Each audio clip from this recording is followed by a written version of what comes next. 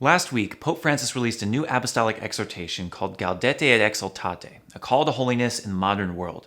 And while it's been receiving a lot of positive press from Catholic publications and theologians around the world, there are also a lot of people out there simply wondering what many of those words mean. Apostolic exhortation? Gaudete et exsul what? Holiness?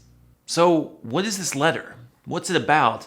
And most importantly, what's it got to do with me? This is Catholicism in Focus.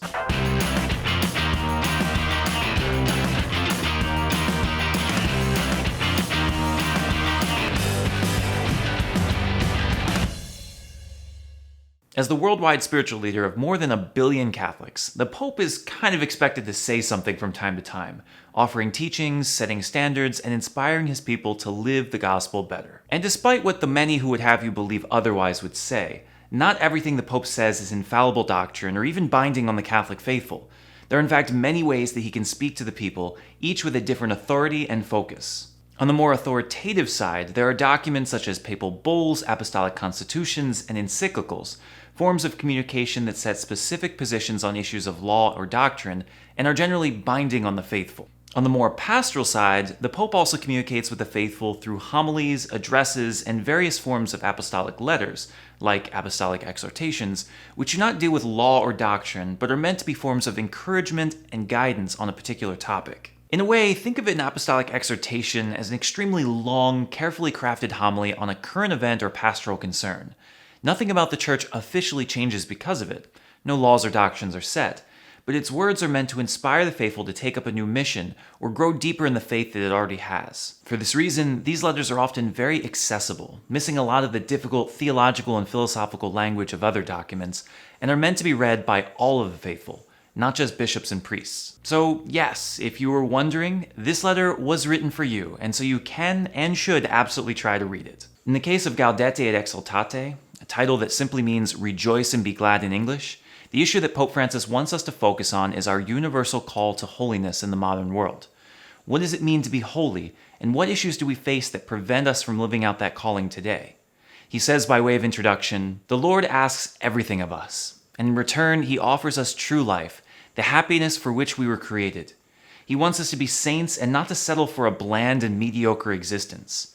My modest goal is to repropose the call to holiness in a practical way for our own time, with all its risks, challenges, and opportunities. So what does that look like? Well, he breaks the letter down into 5 chapters. The first chapter is meant to inspire us to want to go on the journey, reminding us of the powerful witnesses of the saints who have gone before us, but more importantly, reminding us that we too are called to be saints, each in our own way. Rather than imitating a particular saint or trying to be exactly like them, he builds on the wisdom of the Second Vatican Council's universal call to holiness when he says, the important thing is that each believer discerns his or her own path, that they bring out the very best of themselves, the most personal gifts that God has placed in their hearts, rather than hopelessly trying to imitate something not meant for them. For Francis, holiness is not some unattainable virtue of piety or ecstatic prayer that only saints possess, but as he says, nothing other than charity lived to the full. From the mother to the prisoner to the one who works hard for a living, all have a particular way to be holy. Of course, living this out is not always easy, and so in chapter 2, he identifies 2 main pitfalls that we should be careful of. The first is what is called Gnosticism, an ancient heresy that reduced a life of faith to nothing more than knowledge and ideas, caring little about action and believing the physical world, including our bodies, to be evil. Gnosticism judged everyone based on how much they knew. Thanks be to God, throughout the history of the Church, it has always been clear that a person's perfection is measured not by the information or knowledge they possess, but by the depth of their charity. The second modern pitfall that we face, according to the Pope, is what is called Pelagianism. Once again, an ancient heresy renewed, Pelagianism is sort of the opposite of Gnosticism. While Gnosticism said that all one needs for salvation is a special set of knowledge, Pelagianism says that all one needs is charitable actions. If we work hard enough and don't sin, we can achieve our own salvation. For Francis, we commit this heresy when we lack a heartfelt and prayerful acknowledgement of our own limitations. Rather than realizing that God is the only source of grace and salvation, we live in such a way that we think that we can control everything, and in essence, worship our own wills. This is the case, he says, in an obsession with the law, absorption with social and political advantages, a punctilious concern for the Church's liturgy, doctrine, and prestige, a vanity about the ability to manage practical matters, and an excessive concern with programs of self-help and personal fulfillment. In each of these things, we rely more on ourselves than on God. To combat these challenges, we must have a clear sense of what it means to be holy and a path to follow. For Pope Francis, outlined in chapter 3, this is a life in the Beatitudes. The Beatitudes are like a Christian's identity card. So if anyone asks, what must one do to be a good Christian? The answer is clear.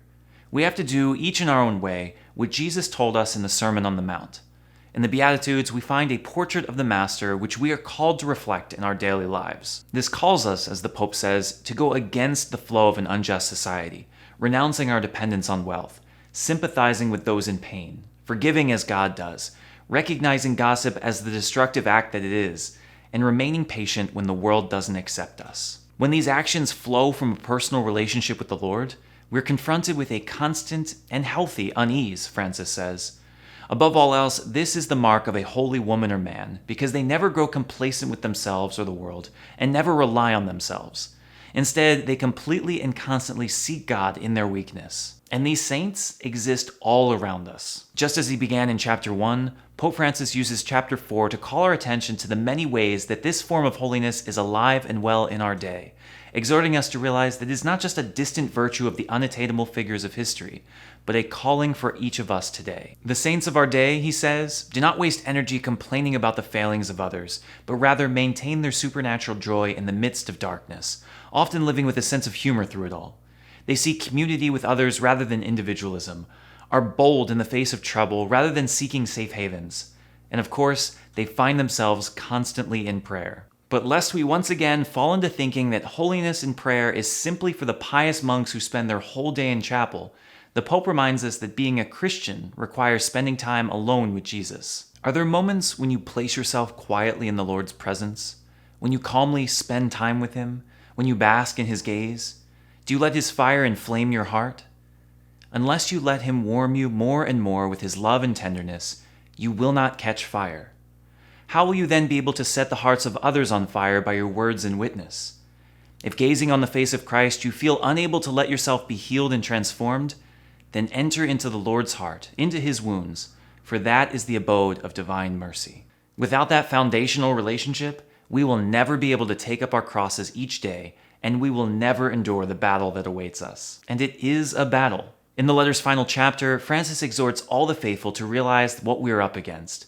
Evil is real, and it will consume us if we're not prepared to fight it away. Invoking the age-old language of spiritual warfare that, frankly, is not my favorite. Sorry, editorializing. Francis actually does a wonderful job of presenting it in such a way that it's not so much about the negative language of fighting against evil and the devil, as it is the positive language of aligning ourselves with God in discernment and rejoicing in God's victory over evil, not our own. For Francis, discernment is not so much a matter of making decisions in extraordinary times, as it is the daily act of making an examination of conscience, taking up our cross, and renewing our baptismal call to mission.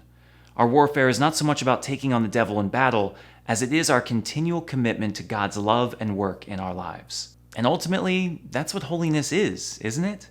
When we speak about holiness, we're not talking about who we are and what we do. We're recognizing the presence and workings of God, the source of holiness in our lives. In a world that seeks to control its own fate, that wishes to put itself above others, that seeks to separate itself from virtue, humility, patience, justice, and obedience, signs of holiness around us, Pope Francis is calling us to be bold. It's not easy to live out what he asks of us in this letter. Doing these things are not a way to become popular. But as Christians, our life is not about doing what is easy or being liked. It's about loving God and serving our neighbor as truly as we can. For those who are able to devote their entire lives to this, rejoice and be glad, for it is the only way that we will ever receive the happiness for which we were created. I hope you will join me in reading, even rereading, this wonderful letter and putting its wisdom into practice in our lives. Thanks for watching this episode of Catholicism in Focus, a mission of Breaking in the Habit Media. If you'd like to read the letter yourself, and you totally should because it's amazing and not that long, you can find a link for it in the description. As always, thanks to the Patreon patrons like Paul Hurley who make this mission possible, and be sure to check out all that this ministry has to offer, including, get this, new daily Instagram videos.